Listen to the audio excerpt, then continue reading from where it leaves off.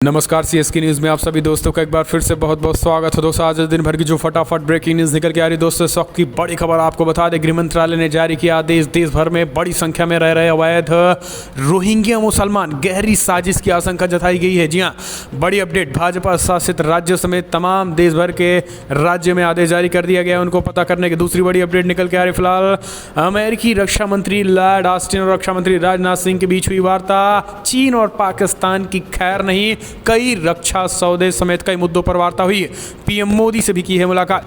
तीसरी बड़ी अपडेट निकल के आ रही, सऊदी अरब ने पाकिस्तान सहित 4 देशों की महिलाओं से शादी करने पर लगाई रोक, नए सख्त नियम बनाए जाएंगे। रिपोर्ट में बड़ा खुलासा, पाकिस्तान को झटका। चौथी बड़ी अपडेट निकल के आ रही है दोस्तों, फिलहाल बाजवा शांति का राग अलाप रहा है, बड़ी खबर ये भी बताएंगे। इस बीच पांचवी बड़ी अपडेट निकल के आ रही, पश्चिम बंगाल में गरजे ममता बनर्जी पर प्रधानमंत्री मोदी, टीएमसी के गुंडों को दी खुली चुनौती और वहां के पुलिस प्रशासन को पढ़ाया संविधान का पाठ, कहा सरकार बदलते ही नाप देंगे।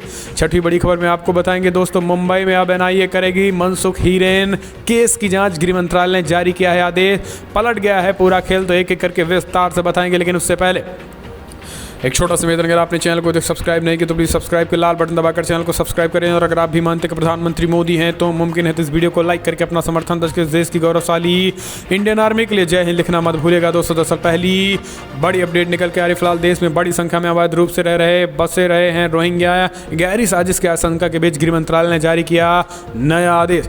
दरअसल म्यांमार से भागकर रोहिंग्या की बड़ी संख्या में बांग्लादेश और भारत में रह रहे कई रोहिंग्याओं को भारत सरकार ने रिफ्यूजी के तौर पर शरण दे दी हुई है, लेकिन बड़ी संख्या में अवैध तरीके से भी रोहिंग्या भारत में बस रहे हैं। हाल ही के दिनों में सरकार ने रोहिंग्याओं की धरपकड़ शुरू कर दी है, जिनमें कई चौंकाने वाले खुलासे किए गए हैं। कई रोहिंग्याओं के पास मिले आधार कार्ड हैं। मीडिया रिपोर्ट्स के अनुसार हाल ही में जम्मू में बड़ी संख्या में अवैध रोहिंग्या नागरिक पकड़े गए हैं। हैरानी की बात यह है कि फिलहाल कई रोहिंग्या के पास आधार कार्ड, राशन कार्ड आदि भी पाए गए हैं।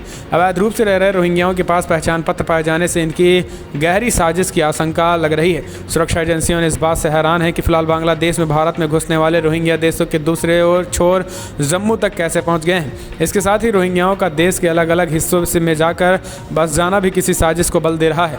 जांच में पता चला है कि फिलहाल कुछ गैर सरकारी संस्था से जुड़े लोग रोहिंग्याओं को भारत में बसने की मदद कर रहे हैं। हरियाणा के मेवात भी ठिकाना बन चुका है। राष्ट्रीय राजधानी क्षेत्र में मेवात में रोहिंग्या मुसलमानों की बात करें तो फिलहाल संख्या बढ़ती जा रही है और बताया जा रहा है कि मेवात में स्थानीय लोग इसकी मदद कर रहे हैं। हरियाणा सरकार के आंकड़ों के अनुसार राज्य में रोहिंग्या नागरिकों के 600 से 700 परिवार रह रहे हैं। गृह मंत्रालय की रिपोर्ट के अनुसार देश में करीब 40,000 रोहिंग्या अवैध तरीके से रह रहे हैं, यानी 40,000।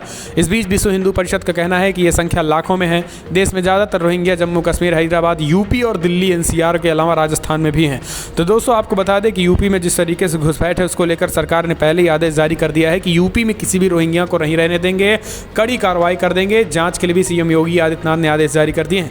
हम चलते हैं अगले अपडेट लेते हैं। अमेरिकी रक्षा मंत्री लॉर्ड ऑस्टिन और रक्षा मंत्री राजनाथ सिंह के बीच हुई वार्ता, रक्षा सौदे समेत कई मुद्दों पर हुई है चर्चा। अमेरिकी रक्षा मंत्री लॉर्ड ऑस्टिन 3 दिवसीय भारत दौरे पर हैं। रक्षा मंत्री राजनाथ सिंह और उनके अमेरिकी समकक्ष लॉर्ड ऑस्टिन ने शनिवार को विस्तृत वार्ता की है, जिनमें द्विपक्षीय रणनीतिक संबंधों और विस्तार होने, हिंद प्रशांत क्षेत्र में बदलती स्थिति और आतंकवाद की चुनौती से विषय पर मुख्य रूप से चर्चा की गई है। और इस बैठक से जुड़ी सभी अपडेट आपको बता दें कि ये बड़ी खबर है कि रक्षा मंत्री राजनाथ सिंह और जस्टिस ऑस्टिन के बीच बातचीत खास करके चीन और पाकिस्तान के मुद्दों पर हुई। और सबसे बड़ी बात यह है कि हिंद प्रशांत क्षेत्र में बदलती स्थिति और आतंकवाद की चुनौतियों के रूप में एक तरीके से लिया गया है, जिससे कहीं ना कहीं एक तरीके से चीन की मुसीबत बढ़ सकती है। हम इस बीच आपको बता दें कि अमेरिकी रक्षा मंत्री ने प्रधानमंत्री नरेंद्र मोदी से भी मुलाकात की है। आपको बता दें कि अमेरिकी रक्षा मंत्री का भारत दौरा ये अपने आप में बेहद महत्वपूर्ण है। चीन पाकिस्तान के लिए जहां एक तरीके से झटका है तो वहीं भारत के लिए एक सीख है, क्योंकि आपको बता दें दोस्तों, भारत एक पहला ऐसा देश है जहां पर अमेरिका ने एक तरीके से अमेरिका के रक्षा मंत्री भारत आकर एक तरीके से ये बड़ी बात कहकर बड़ी बातें कह दी है। हम चलते हैं अगले अपडेट लेते हैं। तो दोस्तों सऊदी अरब ने पाकिस्तान सहित 4 देशों की महिलाओं से शादी करने पर लगाए रोक, नए सख्त नियम बनाए गए हैं। रिपोर्ट हुआ है, दरअसल सऊदी अरब ने अपने पुरुषों को पाकिस्तान, बांग्लादेश, चाड और म्यांमार की महिलाओं से शादी करने से रोक दिया है। पाकिस्तान के अखबार डॉन ने सऊदी अरब मीडिया में एक रिपोर्ट के हवाले से इसकी जानकारी भी दे दी है। अनऑफिशियल आंकड़ों के अनुसार इन चारों के लगभग 5 लाख महिलाएं फिलहाल सऊदी अरब में रह रही हैं। मक्का के पुलिस महानिदेशक मेजर जनरल असफुल कुरैशी के हवाले से एक रिपोर्ट में कहा गया है कि विदेश महिलाओं से शादी करने के इच्छुक सऊदी पुरुषों को अब सख्त नियमों का सामना करना पड़ेगा। डॉन की रिपोर्ट के मुताबिक इस कदम का उद्देश्य सऊदी पुरुषों को विदेशी महिलाओं से शादी करने से रोकना है और विदेशियों के साथ शादी की अनुमति जारी करने से पहले एडिशनल फॉर्मेलिटी निर्धारित की गई है। कुरैशी ने कहा है कि फिलहाल विदेशी महिलाओं से वो विवाह करने की इच्छा रखने वाले लोगों को पहले सरकार की सहमति लेनी होगी और ऑफिशियल चैनलों के माध्यम से विवाह की एप्लीकेशन देनी होगी। इसके साथ ही तलाकशुदा पुरुषों को तलाक के 6 महीनों के भीतर अप्लाई करने की अनुमति नहीं दी जाएगी।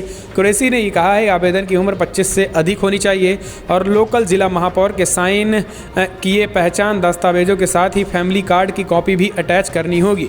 हम चलते हैं अगले अपडेट लेते हैं दोस्तों। बड़ी खबर निकल के आ रही है, भारत खिलाफ जहर उगलने वाले पाकिस्तान जनरल बाजवा शांति की राह अलाप रहा है। अब आप समझिए, बोली बदल गई है पीएम मोदी के एक्शन के बाद। दरअसल पाकिस्तान के army chief general Qamar Javed Bajwa इन दोनों भारत को लेकर एक के बाद एक बयान दे रहा है। हालिया बयान भारत पाकिस्तान संबंध को लेकर एक कदम आगे बढ़कर है। बाजवा ने कहा है कि फिलहाल भारत और पाकिस्तान के लिए अतीत को भूलने और आगे बढ़ने का समय है। बाजवा जो इससे पहले तक भारत के खिलाफ जहर उगलते थे, अचानक पिछले कुछ समय से उनके सुर बदले हुए हैं। आपको बता दें कि जनरल बाजवा ने कहा है कि पूर्व और पश्चिमी एशिया के बीच संपर्क सुनिश्चित करके दक्षिणी और मध्य एशिया की क्षमता को खोलने के लिए भारत और पाकिस्तान के बीच शांति का माहौल होना बेहद आवश्यक है। बाजवा ने कहा है कि हमारे पड़ोसी को विशेष रूप से कश्मीर में एक अनुकूल वातावरण बनाना होगा। पाकिस्तान के हुक्मरानों के सुर बदलते भी नजर आ रहे हैं। हम चलते हैं अगली अपडेट लेते हैं। प्रधानमंत्री मोदी का ममता पर बड़ा हमला, बोले दीदी ने बंगालियों के साथ विश्वासघात किया है। प्रधानमंत्री नरेंद्र मोदी रैली में ममता बनर्जी के शासन पर बड़ा हमला बोलते हुए कहा है कि पश्चिम बंगाल में दीदी विकास की हर योजना के सामने दीवार बनकर खड़ी हो गई हैं।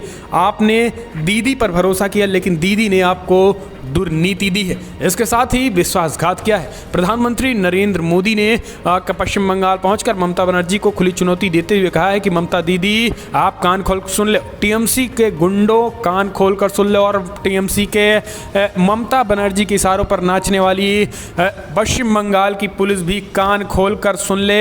जिस तरीके से भारतीय जनता पार्टी के कार्यकर्ताओं की हत्या की जा रही है टीएमसी के गुंडों द्वारा और संविधान की धज्जियां यहाँ की पुलिस प्रशासन उड़ा रही है, कान खोलकर सुन लो। कानून व्यवस्था और संविधान के दायरे में और संविधान का पालन करो, किसी पार्टी की चमचागिरी मत करो। सरकार और सत्ता बदलती रहेगी, अच्छे ठिकाने लग सकते हैं। तो पीएम मोदी ने एक तरीके से वहां के गुंडों को खुली चुनौती दी है। हम चलते हैं अगले अपडेट। मुंबई अब एनआईए करेगी मनसुख हिरेन केस की जांच, गृह मंत्रालय ने जारी किया आदेश।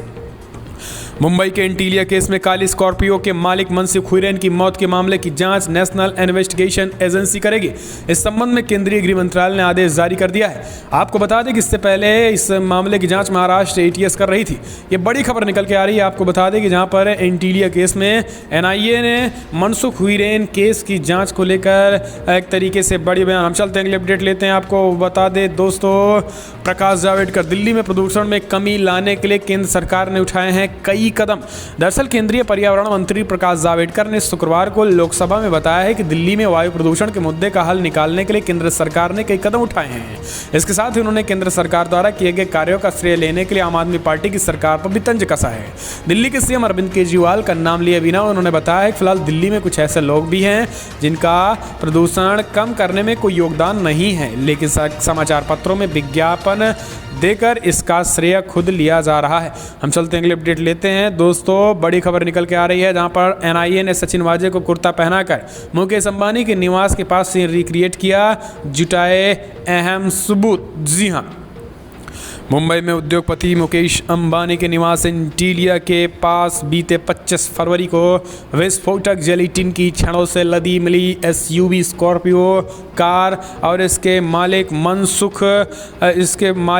मनसुख हिरेन की मौत के मामले में राष्ट्रीय अन्वेषण अभिकरण भी मौजूद है। आपको बता दें कि शुक्रवार को निलंबित पुलिस अधिकारी सचिन वाजे के खिलाफ अहम सबूत जुटाए गए हैं। एनआईए की टीम ने सचिन वाजे को मुकेश अंबानी के निवास स्थान के पास ले गई थी जहां विस्फोटक से भरी एसयूवी स्कॉर्पियो कार मिली थी। एनआईए की टीम ने सचिन वाजे को कुर्ता भी पहनवाया और सीन रिक्रिएट भी किया है। टीम को वाजे के खिलाफ अहम सबूत भी मिले। हम चलते हैं अगले अपडेट लेते हैं। पाकिस्तान के प्रधानमंत्री इमरान खान को कोरोना 2 दिन पहले लगवाई थी चीनी वैक्सीन। बड़ी खबर निकल के आ रही है। दरअसल पाकिस्तान के प्रधानमंत्री इमरान खान कोरोना की चपेट में आ गया है। इमरान खान शनिवार यानी 20 मार्च को ही कोरोना पॉजिटिव पाए गए हैं। जी हाँ, आज प्रधानमंत्री के स्पेशल असिस्टेंट स्वास्थ्य सेवा मामलों फैजल सुल्तान ने इसकी जानकारी दी है। इमरान खान वैक्सीन का एक डोज ले चुके हैं। आपको बता दें कि प्रधानमंत्री इमरान खान कोरोना से संक्रमित हो गए हैं। फिलहाल वो होम आइसोलेशन में हैं। स्वास्थ्य सेवा मामलों के प्रधानमंत्री के विशेष सहायक फैसल सुल्तान ने ट्वीट करके इसकी जानकारी दी है। हाल ही में इमरान खान ने चाइनीज़ वैक्सीन की डोज ली थी। हालांकि वैक्सीन लगवाने के बाद भी इमरान कोरोना पॉजिटिव पाया गया है।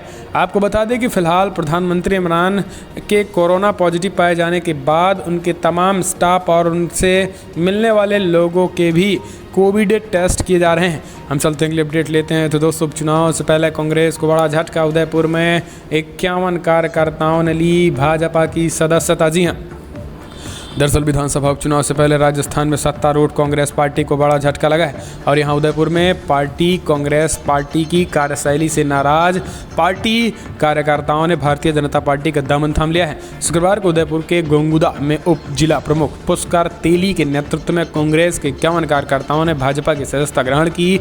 इसमें 3 वार्ड पंच समेत पूर्व सरपंच और कांग्रेस के पदाधिकारी शामिल हैं। इस दौरान कांग्रेसी कार्यकर्ताओं ने कहा है कि फिलहाल पार्टी पिछले में लंबे समय से कोमा में जा चुकी है और कार्यकर्ताओं को एक तरीके से इग्नोर कर रही है। हम चलते हैं, अपडेट लेते हैं। बड़ी खबर निकल के आ रही है दोस्तों। सीएम योगी आदित्यनाथ गोरखपुर पहुंचे। नाथ पंथ पर संगोष्ठी का किया उद्घाटन। जी हाँ, दरअसल आपको बता दें, मुख्यमंत्री योगी आदित्यनाथ गोरखपुर पहुंच गए हैं। उन्होंने दीनदयाल उपाध्याय गोरखपुर विश्वविद्यालय में नाथ पंथ के वैश्विक प्रदेय पर आयोजित होने वाले अंतर्राष्ट्रीय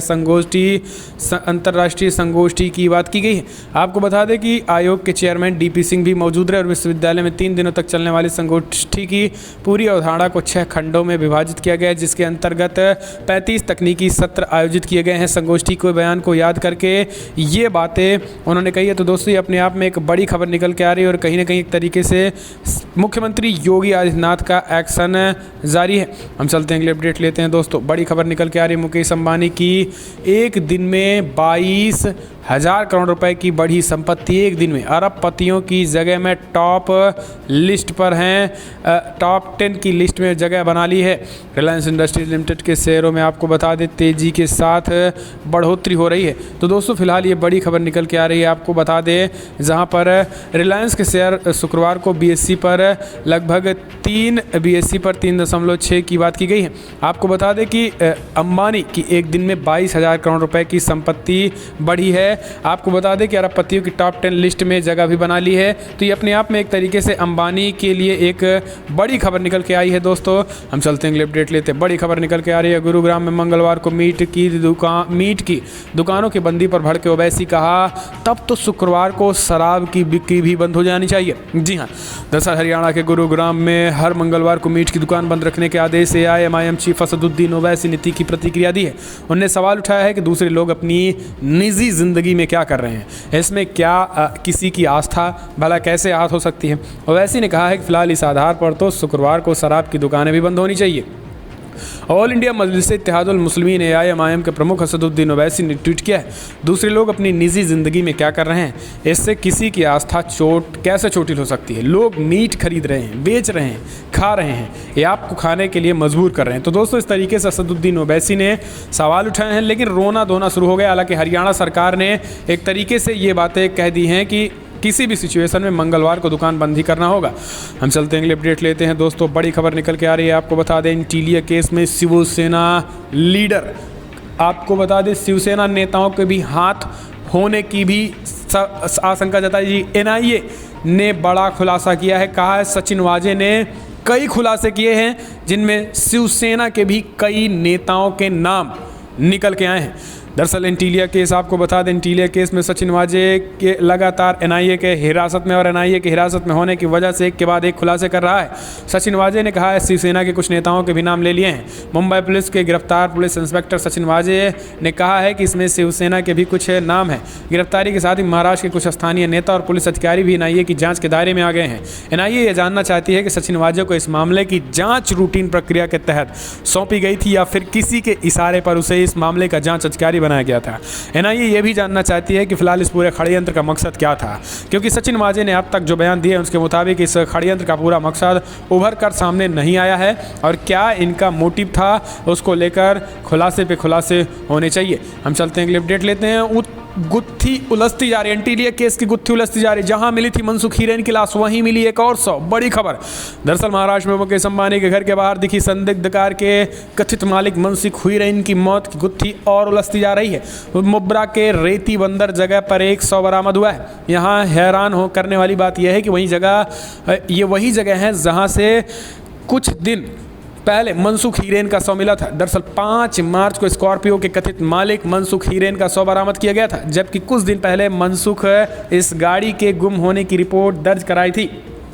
समाचार एजेंसी एनआईए के मुताबिक मुंब्रा की रेती बंदर इलाके में ये 100 बरामद हुआ। हालांकि दोस्तों ये 100 फिलहाल एक मुस्लिम का है। अब जांच का विषय है कि आखिर इनमें उनका संबंध था या फिर नहीं। हम चलते हैं अपडेट। आरएसएस के सर कार्यवाहक चुने गए दत्तात्रेय होसबोले सुरेश भैया जी जोशी की लेंगे जगह। दरअसल राष्ट्रीय स्वयं सेवक संघ 12 साल बाद अपने पदों में बड़े पैमाने पर बदलाव करने जा रही है। अपना नया सर कार्यवाहक चुना गया है। दत्तात्रेय होसबोले सुरेश भैया जी जोशी की जगह लेंगे। प्रतिनिधि सभा की बेंगलुरु में हुई बैठक में दत्तात्रेय होसबोले के नाम पर मोहर लगी है। इससे पहले दत्तात्रेय होसबोले 2009 से ही सर कार्यवाहक थे। भैया जी जोशी 2009 में संघ के सर कार्यवाहक बन गए थे और उन्हें 3 साल का अपना 4 टर्म पूरा किया था। आपको बता दें कि संघ में हर 3 साल पर सर कार्यवाहक पद का चुनाव होता है। आरएसएस में सर कार्यवाहक को 2 नंबर का पद माना जाता है। ये संगठन में कार्यकारी पद होता है, जबकि सर संघचालक का पद मार्गदर्शक का होता है। तो दोस्तों फिलहाल बड़ी खबर में इतना ही लगेंगे। अगर आपको वीडियो पसंद आया तो लाइक करें, शेयर करें, कमेंट के माध्यम से आप अपनी राय देना ना भूलें। इस बीच दोस्तों भाजपा सांसद ने अमित शाह को पत्र लिखकर महाराष्ट्र में राष्ट्रपति शासन लगाए जाने की मांग भी कर दी है। दरअसल भाजपा सांसद और महाराष्ट्र के पूर्व मुख्यमंत्री नारायण राणे ने कहा है कि फिलहाल गृह मंत्री अमित शाह को पत्र लिखकर उन्होंने कहा है कि तत्काल महाराष्ट्र में राष्ट्रपति शासन लगना चाहिए। तो दोस्तों आप क्या सोचते हैं कमेंट के माध्यम से अपनी राय दें। फिलहाल इस वीडियो में इतना ही दोस्तों, पसंद आया तो लाइक करें। इस वीडियो में इतना। जय हिंद, वंदे मातरम।